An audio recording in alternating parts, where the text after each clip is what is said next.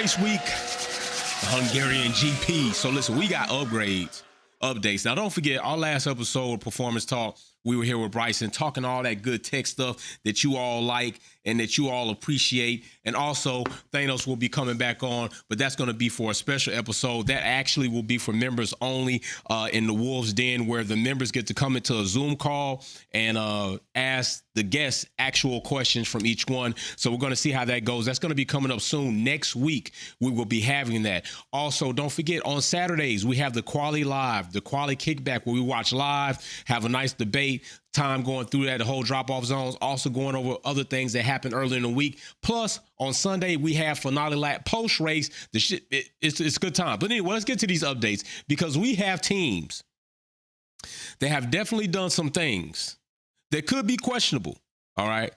Two teams that could be questionable. Also, we have another team, which is one of those two teams that seems to bring what I call upgrades galore to the grid this time. Last time it was McLaren. The time before that it was Williams. Now it is Haas bringing upgrades galore. By the way, nobody has upped one Williams yet. Williams had like 12 upgrades or more on the board.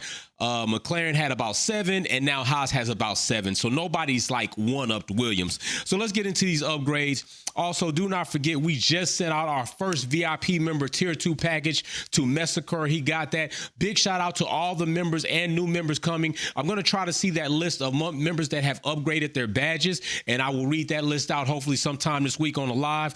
But that was Tier 2. Tier 2, you're going to get all that in the package when I send it out. Tier 1, you know, it comes in the box, and then so on. So let's get to these upgrades. First thing up, all right, Mercedes on the board, bringing out the Boomerang Halo, makes his resurgence again. So we got the Halo, okay? That's one thing. Now, remember, all these upgrades, although pictures I may not have been able to acquire that actually show the exact upgrade, exact location. So there may be an error or two that just points in that general direction, letting you know about where so this upgrade may be. Also, keep in mind, some upgrades are completely under the car and you can't even see them unless we had an incident, and we don't want that. And then the car gets towed, and like Ferrari and other teams, McLaren and so on, and even Mercedes, we'll see the underside of that car. So with the Halo, of course, they're controlling the flow over the Halo. Boomerang comes back with that split. We're going to see how that happens. Now, we saw in practice today, nothing too wowing about what we saw about Mercedes today. As a matter of fact, we even heard that Lewis Hamilton said the car was uncontrollable at some point. So then coming into that, the rear wing, they are going to be running increased flow acceleration under the rear wing.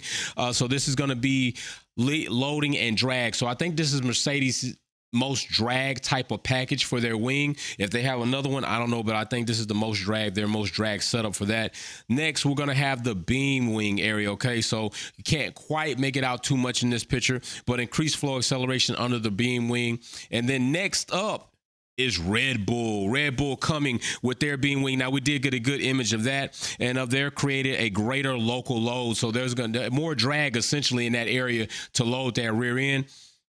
And next up on the list, not too much for Red Bull. They had 1. Mercedes had 3. So there's not too many upgrades across the board for majority of these teams, aside from Haas having the most. Like I said, they got the upgrades galore. Now here you can't really see all the ones from McLaren. I didn't really get good images of McLaren today. There could be more to come out tomorrow. But as far as today, with McLaren, we had the front corner, which is improving brake cooling. They also had a diffuser improve local load across the floor structure. So that diffuser, of course, you think most time diffusers in the rear. This diffuser could function all the way from mid, beginning, or and through the car. Diffuser does not have to just start in the rear, especially when it comes to race cars.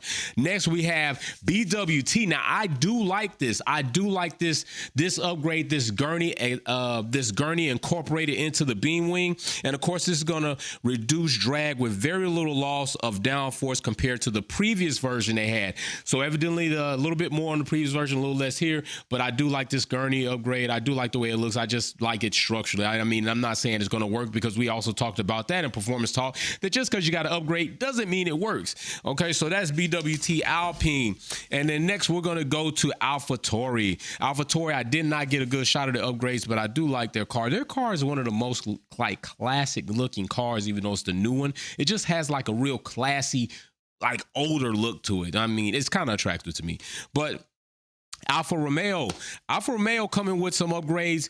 Bottas definitely. There was mention of him kind of being a little bit impatient about things happening there. And Bottas is still used to being at Mercedes, and he's not at Mercedes anymore. So I believe this is going to be a similar situation as Haas. Bottas is the one that's running these newer upgrades or these newer updates. I'll say that with these elements that are going on. So right now, floor body, and that is going to be featuring update elements, and reprofiled main body generates more downforce while on the original. So then you'll see that one. You can also see here, and these new areas are pretty evident as they're kind of scuffed up. They're not painted, no clear coat, and they also have the tape across them right there. And then also you'll see this one down here, this other little element that's coming across this floor area. So that's what we got for them. And now we move on to who brought upgrades galore, and that is Haas. Haas has come with the floor body, increased downforce, better managed ride height sensitivities.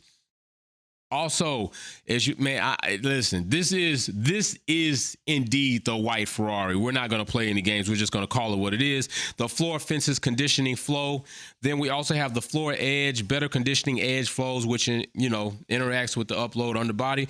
And then we get into where a lot of changes have definitely happened and are definitely really noticeable, and that's going to be here in the cake and coke engine cover area. All right. So as you see here, it's quite a bit going on. Okay, so better manage the flow. So you got the cake engine cover, better manage the flow, incident of the downforce producing elements. Then you have the cooling louvers. You can see those have drastically changed there. And if you could get a better picture, if I have one here from the rear, you can really see how that scoop, that curvature out of there is really kind of scooped out of there, and also the side pot area. So you got to avoid unfavorable interaction, cooling flow. Then you have rear suspension. There is also an align to onset flow condition by the new bodywork. And then you have the rear corner reduces flow, losses incidence to the winglets. Okay. So all of this stuff is going on here in the Haas. Totally. I mean, it is visually noticeable difference on this car. Pretty similar to like when Williams changed theirs.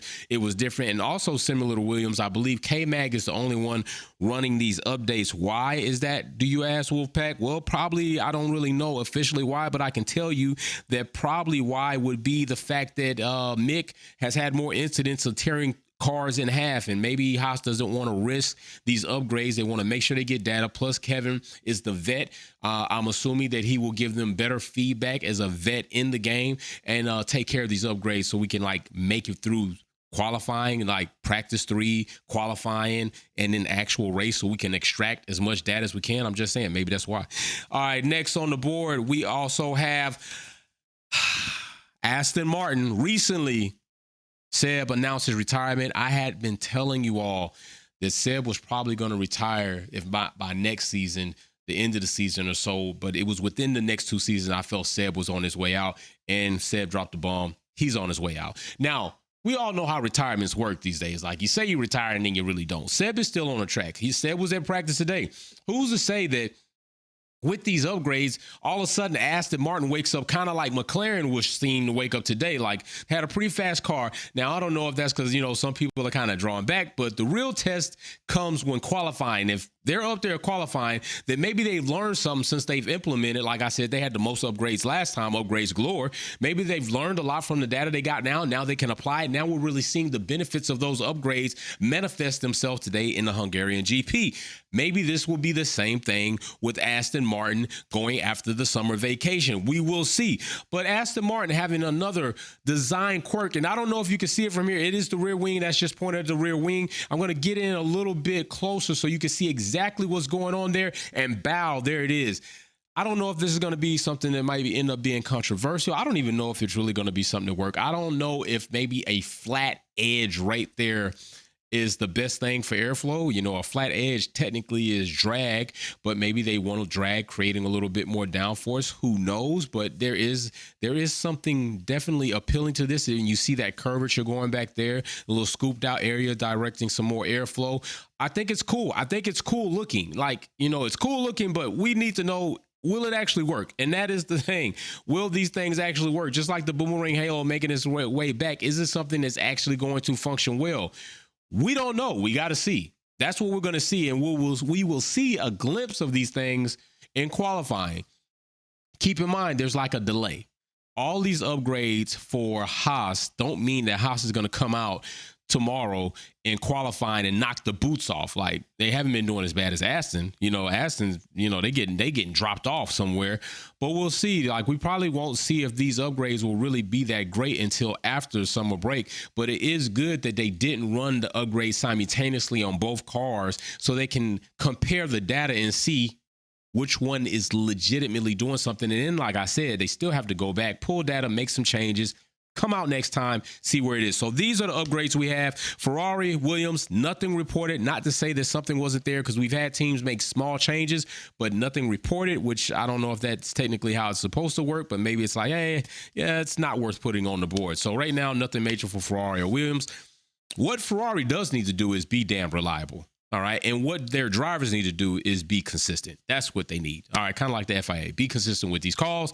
So I will see you tomorrow for the qualifying watch. I will see you Sunday for finale lap. And I will see my members in the Wolves Den for the Zoom meeting. You all need to decide, do you want to meet after qualifying or do you want to meet after finale lap on Sunday? Let me know. The poll's up in the chat. Don't forget, I will have the new bottle on display tomorrow for qualifying. Shit's big, so I didn't have it up here right now because I didn't want to knock it off. But you can see in the post, like, it's lavish. All right. So peace, be safe, just build it. Thanks for tuning in and watching another video here at Wolfpack Performance. Check out some of my other content on Formula One issues, our topics, and our DIY products on how to customize your vehicle. Don't forget to comment, like, share, and subscribe. See you soon.